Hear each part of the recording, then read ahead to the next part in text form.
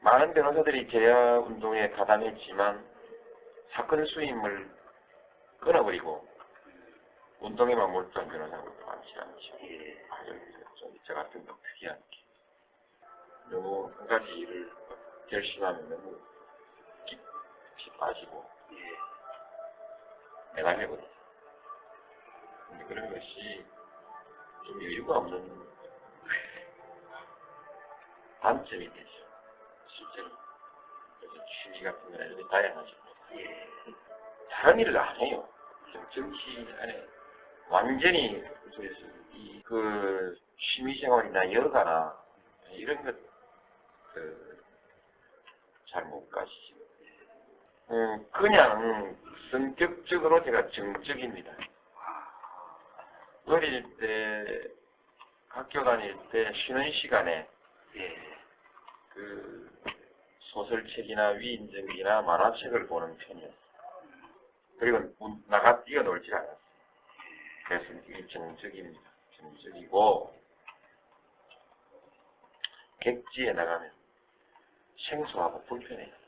새로운 환경보다는 익숙한 환경을 좋아해요. 그 개인 사생활에서는 그래요. 끊임없이 또 그 집안의 환경이나 구조나 이런 것은 끊임없이 바꾸기를 좋아하는데 내가 정착해 있는 환경을 자꾸 바꾸기를 좋아하는 것이지 내 그 바깥에 나가서 새로운 사물이나 환경을 접하기를 좋아하지 않지. 그리고 이 견문에 대해서는 책을 훨씬 더 신뢰하는 쪽이에요.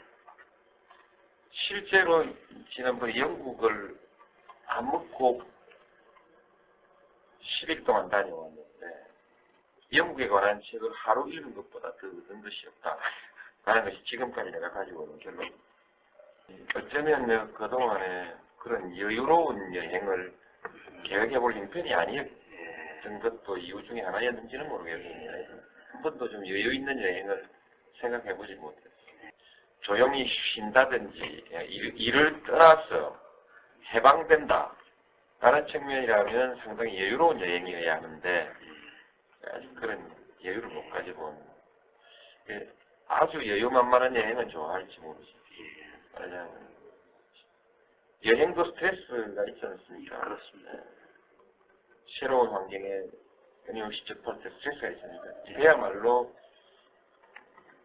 스케줄로부터 자유로운 완전히 해방된 여행은 아마 이하고 좀 다를 텐데 또 별개의 문제라고 볼 수 있어요.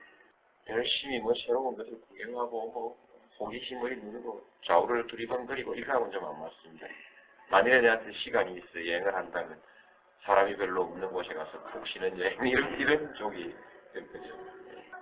그런 건 몰라도 우리 흔히 말하는 견문을 넓히는 여행 이런 게 크게 신뢰하지 않는 쪽입니다. 근데 그게 좋은 버릇인지 나쁜 버릇인지 모르겠어요. 이거하고 생각해서 인상에 남는 것은 15소년 표류기라는 책을 보면은 함께 표류하게 된 사람 중에 내가 지리학 선생님이 한 분 있습니다. 그 선생님이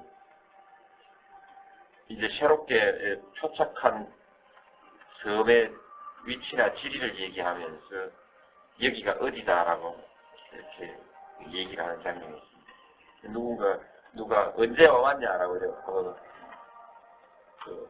모르니까 의자를 타고 왔다 이렇게 chair 의자를 타고 왔다 이렇게 대답을 합니다. 그 말이 책에서 읽었다 이런 뜻이 책을 통해서 책과 현실은 다르겠지만 어쨌든 짧은 시간에 필요한 것을 익히는 데 쪽에는 책 쪽에 좀 더 신경이 그 기억을 가지고. 근데 15소년 표류기가 15소년 표류기의 나이들 뿐인데 그걸 오래 기억하고 있어요. 그 얘기를 책을 보면서 그런 것이고 또 이제 하나 약점이라고 하면 설득하겠다고 마음먹으면 끝장을 보려고 하는 나쁜 버릇이죠. 그러니까 자연 말이 좀 많아지는, 자기 말이 좀 많아지는 책. 그런 것이 왕왕 지적되는 나쁜 버릇인 것 같아요. 그래서 굉장히 조심하려고 하는데 아직까지 저로 지적을 받습니다. 대강 넘어가도 될 일을 꼭 따지고 명료하게 논리나 상황을 명료하게 정리하려고 하는 그런 정리하고 넘어가고 상대방이 납득할 때까지 자꾸 주장을 하고 설득을 하려고 하는 그런 것이 대화에 있어서 좋은 버릇은 아닌 것 같아요. 그게 이제 어떤 일이 그렇게 하면 어떤 일이 생기냐면 특히 요즘 기자들을 만날 때 애매하고 모호하게 여러 가지로 해석될 수 있는 그런 좀 모호한 표현 같은 것도 필요하다고 봅니다. 딱딱 부러지게 상황을 정리하려고 논쟁에 대해 좀 도전적일 수밖에 없어요. 그 사람이 여유가 없이 보이는 거 아닌가 싶어요. 너무 큰 약점을 얘기하는 거 아닌가. 그 모든 경우에 꼭 내가 다 설득하려고만 하는 것은 아닙니다. 말하자면 확신하는 상황에 관해서 그렇다는 것이죠. 확신하는 상황에 관해서 만드는 것이고 항상 내 의견만 내세우는 것 그런 것은 아닙니다. 항상 내 의견만 내세우는 건 아닌데 한번 이제 그 논쟁이 시작되거나 하면은 이제 끝장을 보려고 하는 그런 버릇이 가끔 이렇게 닥칠 때가 있죠. 곤란한 상황에 닥칠 때가 있죠. 그 밖에 좀 사소하고 일상적인 버릇 같으면 약간 수줍어하는 버릇이 있어요. 지금 요즘 굉장히 많이 기적을 봤는데 맨 앞줄에 싹 나서기를 주세하고 정치인들 사진 찍을 때 한가운데 맨 앞줄에 서야 되거든요. 근데 그걸 못하고 맨날 밀려나고 비실비실 밀려나고 그래서 중앙당에 회의하러 갔어도 같은 값이면 대표 옆에 딱 버티고 앉아야 사진 나오는 위치가 좋은데 완전히 옆자리 저 옆줄 저 뒷자리가 앉아있고 당당해 보이지 않는 당당하게 이렇게 나서지 못하고 좀 주저하는 버릇이 있고 그러다 보니까 좀 약해 보인다고 들었거든요. 이제 좀 보수답게 행동해야 되는데 거북스러워하죠. 수행하는 사람이 많으면 굉장히 불편하고 거북스러워지고 그런 아주 대장 습관이 아직 몸에 익지 않은 것이 그것도 약점이야. 지금도 결국 어느 시간이 가장 행복한 시간이냐라고 말하면 책을 읽을 때 예를 들면 내가 관심을 갖고 있는 새로운 어떤 사실이라든지 이론을 그 책에서 발견했을 때 아주 기쁘고요. 그 다음에 혼자서 머릿속으로 이런 거 아니냐 일종의 의식함을 가설이라고 하네. 이건 이런 거 아닐까라고 생각하고 있던 어떤 그 논리를 아주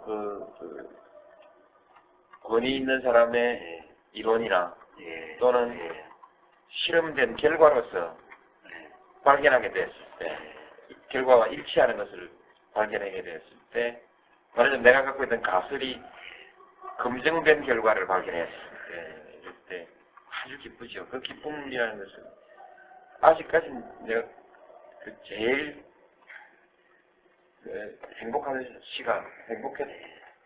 시간이 어떤 시간이라고 했을 때 책에서 그런 것을 발견했을 때 제일 행복하게 생각하는 그만큼 책 읽는 것이 재미있고 좋습니다.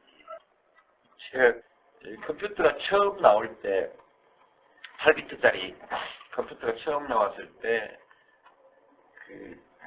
컴퓨터 책이 제대로 책방에 서점에 제대로 나오지 않을 때 EDPS 개론이라는 책을 샀어요. 컴퓨터의 기본 원리에 관해서 책을 읽기도 하고 했는데 뒤에 알고 보니까 그 책은 컴퓨터를 쉽게 접할 수 있는 컴퓨터 개론서가 아니고 컴퓨터 개발하는 이론, 소위 그 컴퓨터 사용자에게 필요한 것이 아니고 컴퓨터의 원리에 관한 기본 이론. 그 원리도 구체적 컴퓨터가 아니고 왜 컴퓨터의 구조에 관한, 구조와 이치에 관한 기본 이론서였던 것 같아요. 이해할 수 없는 책을 2권씩이나 그 얘기 같은 기억이 납니다. 아마 80년대, 70년대 말이거나 80년대 초였거든요. 시간만 있으면, 나한테 시간이 주어지면 항상 그런 새로운 것들에다가 보려고 하죠. 지금도 어제 부유한 노예, 원어로는 퓨처 오브 석세스, 미국의 그 클린턴 정부의 초대 노동부 장관을 했던 로버트 라이시라는 정치 경제학자의 책이 신문 광고에 나왔는데 즉시 사달라고 해서 지금 사서 손에 쥐고 아직 못 보고 있죠. 지금 애가 타죠. 그걸 읽어야 된다면 왜 읽어야 되냐? 우리가 소위 이제 신자유주의냐, 유럽식 사회적 시장 경제냐, 제3의 길이냐, 이런 것들에 대해서 문제제기는 많이 있지만 그야말로 그 현상을 모두 다 우리가 다 파악하지 못하고 따라서 대안도 아직 확실치 않지 않습니까? 로버트 라이시라는 사람이 신자유주의 경제 체제의 모델로 이끌어지는 미국의 경제에서 시장경제의 미래, 시장경제의 특성을 분석하고 그다음 거기에 따라서 우리 인간의 삶이 어떤 방향으로 변화돼 갈 것이냐는 데 대한 글을 쓴 것이니까 조금 기존의 신자유주의에 대한 비판 이론서하고는 또 다른 내용이 있을 거라는 생각 때문에 지금 사놓고 지금 저걸 빨리 봐야 되는데 일이 보지 못하고